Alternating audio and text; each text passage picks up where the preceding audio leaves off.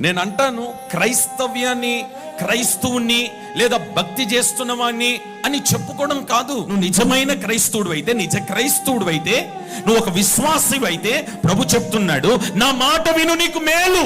బాధపడుతూ అంటున్న మాట ఏంటంటే, అయ్యో నా ప్రజలు నా మాట వినక ఆ శాపాన్ని కొని తెచ్చుకుంటున్నారు కదా, నా మాట వినక ఓడిపోతున్నారు కదా, నా మాట వినక నష్టపడిపోతున్నారు కదా, నా మాట వినక దారి తప్పిపోతున్నారు కదా, నా మాట వినక అనేక మార్లు భయంకరమైన పరిస్థితులు ఎదుర్కొంటున్నారే. ప్రభు అంటున్నాడు, నీ ఓటమికి కారణం నా మాట వినకపోవడమే, నీ నష్టానికి కారణం నా మాట వినకపోవడమే, నీ దరిద్రానికి, నీ శాపానికి కారణం నా మాట వినకపోవడమే, కుటుంబం చల్లా చెదురైపోయి విడిపోవడానికి కారణం నా మాట వినకపోవడమే. అయ్యో నీవు నా మాట వినిన ఎడల